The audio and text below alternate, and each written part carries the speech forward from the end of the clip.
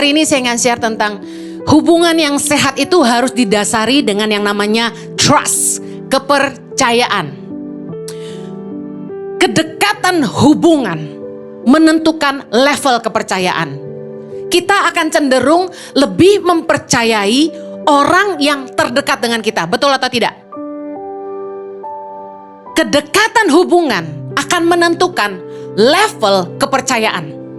Karena itu, kita harus hati-hati dan bijaksana menentukan siapa orang-orang yang bisa punya akses untuk dekat dengan kita. Minggu lalu saya khotbah tentang batasan dalam hubungan, bahwa kita nggak bisa kasih akses yang sama kepada semua orang. Kita lihat firman Tuhan, Yohanes 19 ayat ke-26. Baca sama-sama, ada di layar. Ketika Yesus melihat ibunya dan murid yang dikasihinya di sampingnya, berkatalah ia kepada ibunya, "Ibu, inilah anakmu." Ayat 27. Kemudian katanya kepada murid-muridnya, "Inilah ibumu." Dan sejak saat itu, murid itu menerima dia di dalam rumahnya. Saudara tahu bahwa Yohanes adalah murid yang paling dekat dan katanya paling dikasihi Yesus dari 12 rasul. Dan kepada Yohaneslah Yesus mempercayakan ibundanya, yaitu Bunda Maria. Kami pergi ziarah ke Turki, kami mengunjungi makam Rasul Yohanes, dan di situlah Maria tinggal bersama Yohanes di rumahnya. Luar biasa. Betapa Yesus sangat mempercayai Yohanes, sampai Yesus menitipkan ibu yang dikasihinya kepada salah satu muridnya, itu Yohanes. Saya percaya kita nggak akan menyerahkan sesuatu yang sangat berharga bagi kita kepada orang yang tidak sungguh-sungguh kita percayai. Ada amin? Saya yakin kalau Anda mau pergi keluar kota, Anda nggak akan nitip kunci rumah Anda, kunci mobil Anda kepada orang yang Anda tidak sungguh-sungguh dekat dan Anda percaya. Kalau Yesus sampai menitipkan ibunya kepada Yohanes, kita bisa lihat betapa besar kepercayaan Yesus kepada Yohanes. Makanya anak-anak muda yang belum menikah, angkat tangan. Ada? Yes, dengar baik. Kalau Anda mau nikah, pastikan Anda kenali baik-baik calon pasanganmu. Jangan beli kucing dalam karung. Karena hidupmu dan masa depanmu sangat berharga. Jangan tertipu sama casingnya. Kaya, ganteng, dibeliin hadiah terus. Waktu pacarin diporotin terus. Anda pikir nanti kalau udah nikah luar biasa bahagia saya. Masih pacaran diajak keluar negeri terus. Tunggu tanggal mainnya. Kenali dulu baik-baik karakternya. Kita tuh nikah bukan sama tampangnya. Ada pria-pria yang bilang gini, "Ci, kalau makan sama-sama kan kalau lihat giginya sumbing gimana ya? Kalau gak cakep Ci, hidungnya masuk ke dalam gimana ya Ci? Gak mau lihat, masa gini I love you sayang kan gak bisa," katanya gitu. Tapi dengar baik, kepercayaan gak bisa lihat tampang. Kependekan Ci, cowoknya gue maunya yang tinggi. Hei, nikah itu gak sama luarnya. Nikah tuh sama dalamnya. Yang kita rasakan tiap hari itu perilakunya, karakternya. Kenali baik-baik. Jangan percayakan hidupmu ke tangan orang yang gak sungguh-sungguh kamu kenali. Pernah ada yang bilang gini sama saya, "Gue nyesel kawin jaga kekudusan," kata dia gitu. Coba gue waktu pacaran gak jaga kekudusan, gue tahu kan dalamnya kayak apa. Karena ternyata urusan seksual menjadi masalah beberapa pernikahan. Tapi come on, itu bisa diatur. Yang gak bisa diatur itu karakter. Yang percaya katakan amin. Bijaklah dalam memilih orang-orang yang dekat dengan kita. Sekali lagi, karena orang-orang terdekat kita akan jadi orang-orang yang paling kita percayai, yang paling kita dengar. Saya ingin bicara bagian yang pertama. Bijaksanalah untuk memberi telingamu kepada orang-orang di sekitarmu. Level of trust, bicara soal gini. Mereka akan jadi orang-orang yang kita dengar. Makanya ada penasehat-penasehat. Jangan kasih telingamu kepada sembarangan orang, karena suara mereka menentukan keputusan Anda dan langkah hidup Anda. Mazmur 1 ayat 1, kita lihat firman Tuhan. Berbahagialah orang yang tidak berjalan menurut nasihat orang fasik, yang tidak berdiri di jalan orang berdosa, dan yang tidak duduk dalam kumpulan pencemooh. Mari periksa hidup Anda. Anda beri telingamu kepada siapa? Orang fasik bicara soal orang-orang yang tahu kebenaran tapi tidak menghidupinya. Munafik. Orang-orang yang gak mau bertobat, selalu hidup jatuh bangun dalam dosa. Yang kedua, orang-orang berdosa yang udah jelas-jelas hidup jauh dari kebenaran Allah. Yang ketiga, kumpulan tukang gosip. Saya suka dengar orang curhat sama saya ketika mereka minta nasihat saya. Tapi kalau sudah mengarah ke gosip, saya langsung hentikan. Saya bilang selesai. Saya sudah dengar, sudah cukup. Jangan duduk dengan orang fasik, orang berdosa, dan tukang gosip. Artinya apa? Jangan minta nasihat sama orang yang Anda tahu buah hidupnya gak baik. Mintalah sama orang nasihat yang buah kehidupannya adalah gini, dia hidup takut akan Tuhan. Dia hidup melakukan firman Tuhan. Hidupnya jadi teladan. Gak cuma pintar ngomong doang. Lihat bagaimana hubungannya dengan istri dan suaminya. Bagaimana hubungannya dengan anak-anaknya. Bagaimana hubungannya dengan stafnya. Lihat bagaimana dia melakukan aktivitas sehari-harinya. Karena itu buah kehidupan. Satu kali saya dijelek-jelekkan di YouTube dengan begitu luar biasa viral. Muka saya dipampang di YouTube orang ini. Yang nonton ratusan ribu dalam satu hari. Saya shock. Terpukul. Cuma gara-gara satu kata salah ngomong, langsung diviralkan.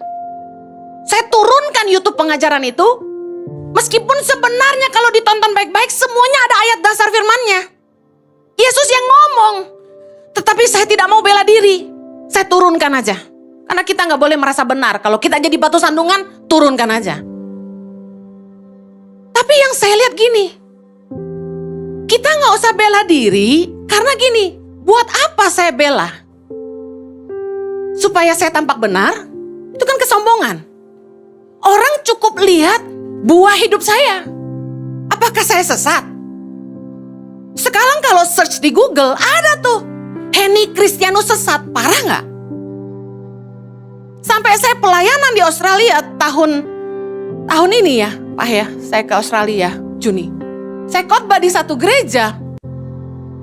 Gembalanya bilang ke saya, ada pendeta-pendeta yang ngomong gini, kok kamu masih ngundang itu Henny Kristianus, katanya gitu.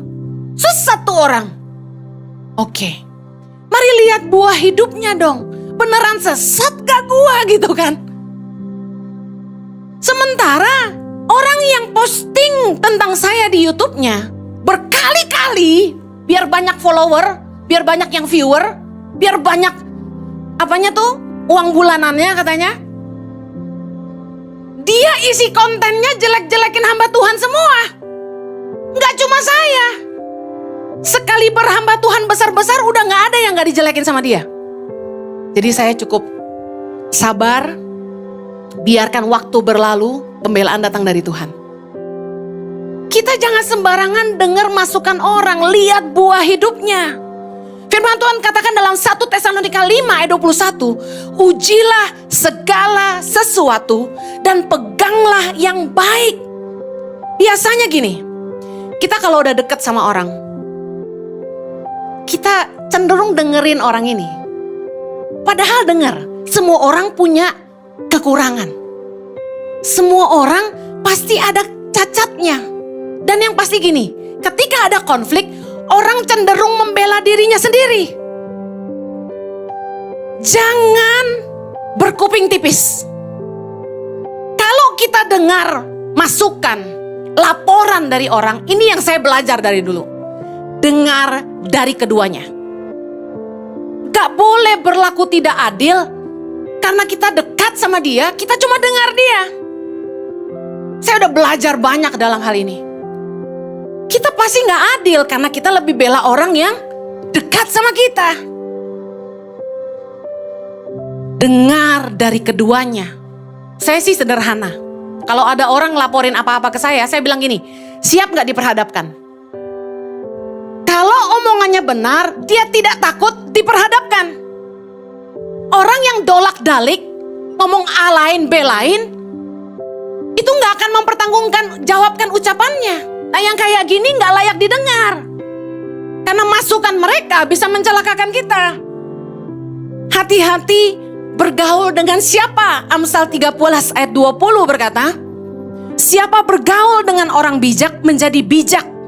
Tetapi siapa berteman dengan orang bebal menjadi malang. Apakah bijak teman-teman Anda? Lihat dari buah hidupnya. Bijak gak pakai duit? Bijak gak pakai waktu? Contoh, pulang pagi terus. Istrinya nyariin. Anaknya gak pernah diurus. Kalau dia gak bijak, jangan bergaul sama orang seperti ini. Hidup Anda akan jadi seperti mereka. Orang bebal bicara gini, dikasih tahu gak mau berubah, dikasih tahu gak bisa berubah. Itu bebal. Berikutnya, jangan buang sampah sembarangan. Jangan cerita masalahmu kemana-mana.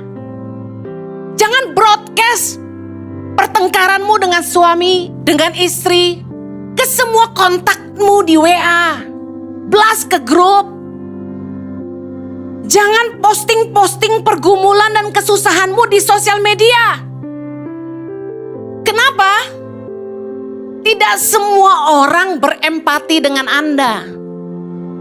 Akan ada orang-orang yang mungkin mentertawakan, bahkan mensyukuri kesusahan Anda. Jangan dengar sembarangan orang. Yang kedua, jangan cerita ke sembarangan orang. Pilih baik-baik siapa yang layak Anda percaya. Dalam pelajaran hidup saya paling gak mau cerita rahasia ke siapapun. Karena bagi saya yang cuma bisa dipercaya cuma Tuhan. Manusia pasti ada bocornya. Saya akan akhiri dengan 3 hal. Siapakah yang layak kita percaya? Level of trust. Untuk menjadi orang yang bisa kita percaya, itu butuh pembuktian. Yang pertama, hubungan yang telah teruji oleh waktu. Waktu akan membuktikan loyalitas, kesetiaan seseorang. Matius 24 ayat 13, Yesus berkata, tetapi orang yang bertahan sampai pada kesudahannya akan selamat. Yesus melihat kesetiaan orang dalam mengikut dia. Bahwa badai kehidupan, tantangan kehidupan, tekanan, penderitaan, penyakit, apapun yang dia hadapi tidak akan membuat dia menyerah dan meninggalkan iman. Tapi dia akan bertahan sampai kesudahannya. Siapa orang-orang yang layak kita hargai? Bicara soal waktu, kita harus menghargai istri masa muda, bukan istri muda. Bapak-bapak dengar saya mau ulang biar bagus, biar jadi di TikTok. Hargai istri masa muda, bukan istri muda.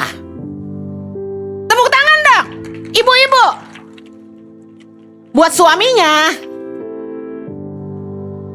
Istri masa muda itu ketika kita masih kere, jelek, kurus, kumisan, ceking, gak punya duit, bokeh, cuma bisa naik motor, gak pernah nginap hotel bintang 5. Dia setia menemani kita.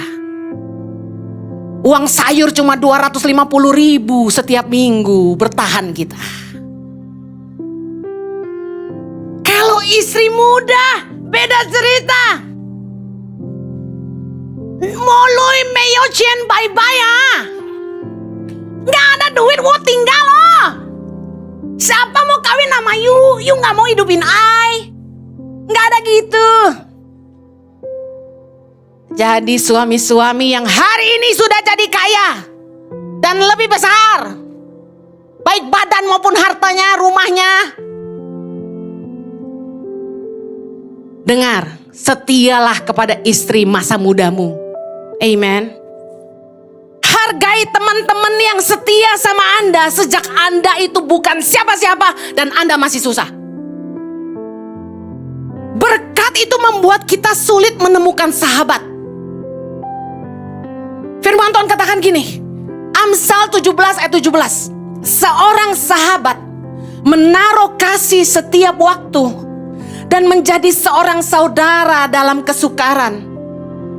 Orang yang benar-benar sahabat kita, dia jadi saudara kita di tengah-tengah kesukaran. Amen. Kalau Anda hari ini kaya, punya jabatan, saya kasih tahu, saya kasihan sama Anda. Kok gitu Bu Eni? Karena Anda semakin sulit menemukan sahabat sejati Anda. Amsal 19 ayat 4 berkata gini, kekayaan menambah banyak sahabat, tetapi orang miskin ditinggalkan sahabatnya. Ayat 6 berkata, banyak orang yang mengambil hati orang dermawan. Setiap orang bersahabat dengan si pemberi. Waktu kita ada di atas, waktu kita punya banyak berkat, pasti banyak orang mendekat.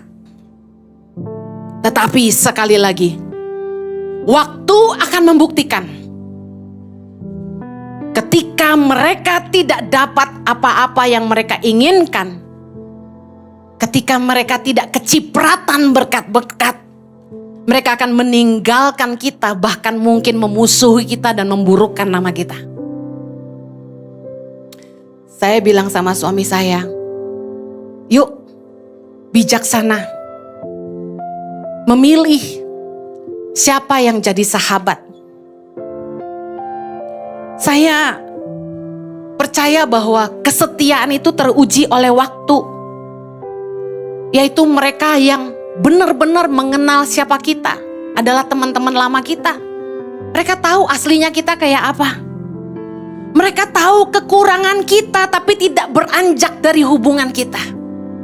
Udah tahu, emang si Henny megalak tapi tetap cinta sama saya. Mereka sudah ada sejak kita susah. Mari bijaksanalah melihat teman-teman lama. Saya sama suami hari ini punya teman dari SMA yang hari ini membantu pelayanan kami loh. Jadi mentor, jadi leader di ICI. Kami sangat hargai. Karena dia kenal kami dari kami masih culun. Kenal kami ketika kami bukan siapa-siapa. Sampai hari ini juga bukan siapa-siapa sih. Tapi saya sangat hargai dia. Karena dia setia. Dia terima kami apa adanya dan dia tidak menghakimi kami saat kami lemah. Dia pernah lihat saya bertengkar sama suami saya, tapi dia tidak menghakimi saya. Dia malah mendamaikan kami. Dan yang luar biasa, dia nabur buat pelayanan ini. Saya mau kasih tahu, hargai istri masa muda, sahabat lama, stafmu yang paling lama. Karena mereka telah membuktikan kesetiaan mereka. Mereka tidak beranjak dari hubungan meski sudah mengenal aslinya kita. Amsal 2 ayat 17. Ada orang yang meninggalkan teman hidup masa mudanya dan melupakan perjanjian Allahnya. Maleakhi 2 ayat 15b. Dan janganlah orang tidak setia terhadap istri dari masa mudanya. Amsal 5 ayat 18. Diberkatilah kiranya sendangmu, bersukacitalah dengan istri masa mudamu. Bukan istri muda kan? Dengar baik. Hargai mereka. Makanya saya sama suami, staf-staf lama itu kami bawa ke Israel. Gantian. As a reward. Dan masih banyak lagi tentunya. Hubungan yang layak mendapat kepercayaan yang kedua adalah hubungan yang tulus dan murni. Dekat dengan kita bukan untuk apa dan karena ada apa. Saya bilang hubungan tanpa kepentingan. Orang yang paling bisa dipercaya adalah orang yang dekat sama kita gak ada kepentingan apa-apa. Mereka justru ada untuk menolong kita. Saya tadi udah singgung soal kekayaan dan berkat membuat kita sulit menemukan sahabat. Tapi waktu akan membuktikan bahwa orang-orang yang memang gak punya kepentingan, meskipun mereka tidak diuntungkan, mereka akan ada dengan kita. Yang terakhir, orang-orang yang bisa dipercaya adalah hubungan di atas dasar kasih. Berapa banyak Anda yang ingin sungguh-sungguh tahu siapa orang yang benar-benar mengasihi Anda? Angkat tangan. Are you ready? Mari.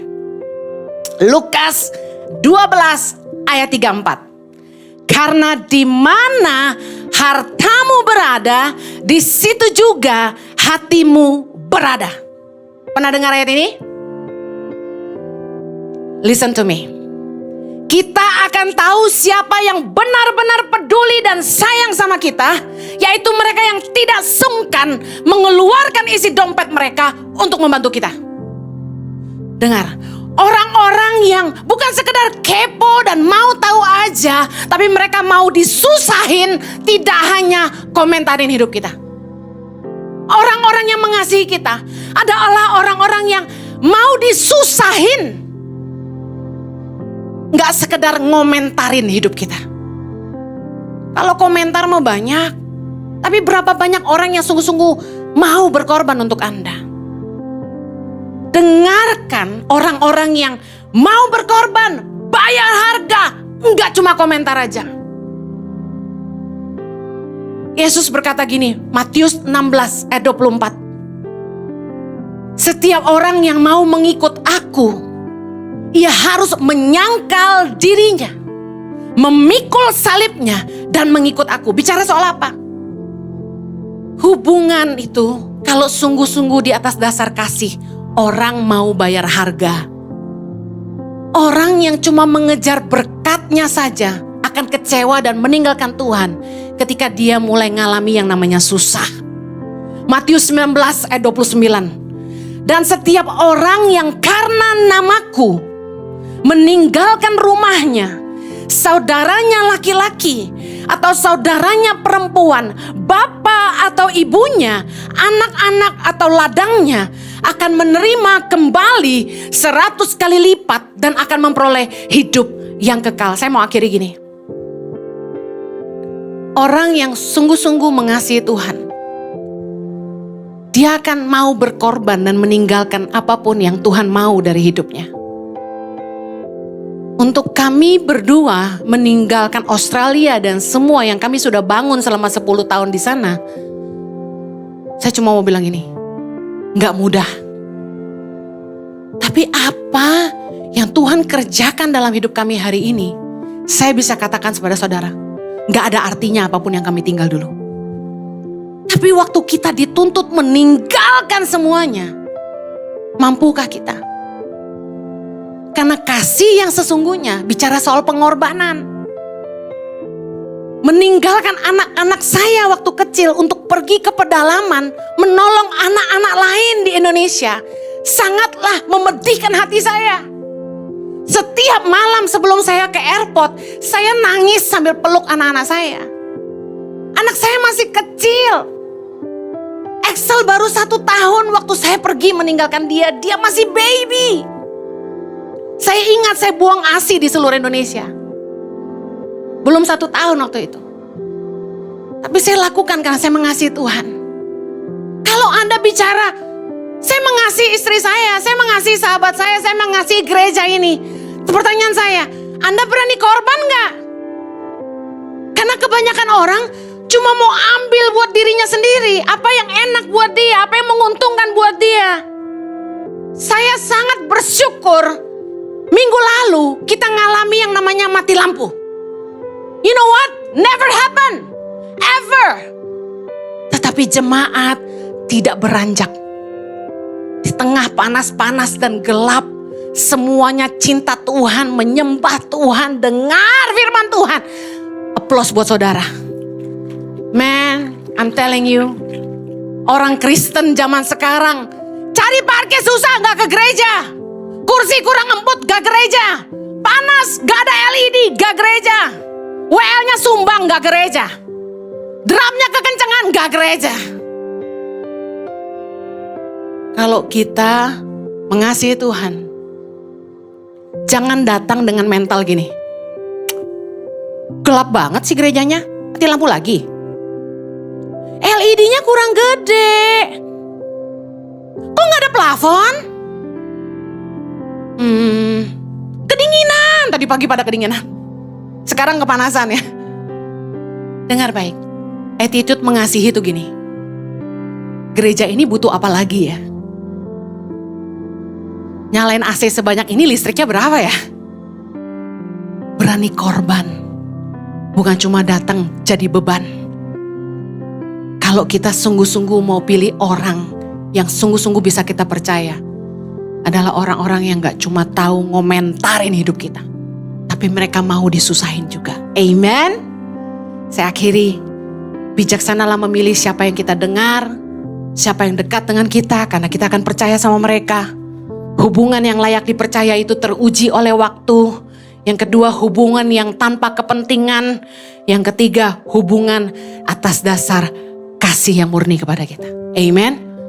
Saya berdoa Anda bijaksana memilih orang-orang di sekitar Anda, supaya hidup Anda terus di bawah Tuhan dalam level berikutnya. Jadi lebih baik dan lebih baik. Kita berdoa. Bapa di sorga, kami bersyukur buat kebenaran firman-Mu. Kami berdoa firman-Mu membukakan mata hati kami, membuat kami mengerti jadi orang-orang yang lebih berhikmat. Memilih siapa orang-orang yang terdekat dengan kami. Bapak, kami berdoa supaya hubungan kami sehat. Kami boleh belajar percaya dengan orang-orang yang ada di sekitar kami. Tuhan, berdoa umat-Mu lebih bijaksana dalam hidup mereka, supaya hidup mereka berkemenangan. Tuhan, hamba-Mu berdoa jemaat gereja Impact Community Indonesia ini, ketika mereka keluar dari pintu gereja ini, mereka keluar jadi terang dan garam dunia. Jadi berkat, jadi dampak di keluarga mereka, di tempat pekerjaan mereka, di dunia usaha mereka. Bahkan bagi RT di mana mereka tinggal, Tuhan. Kota di mana mereka berada, kecamatan di mana mereka tinggal. Aku berdoa Tuhan, hidup mereka semua jadi berkat. Supaya nama Tuhan dipermuliakan. Ada anak Tuhan yang bersinar bagi Tuhan.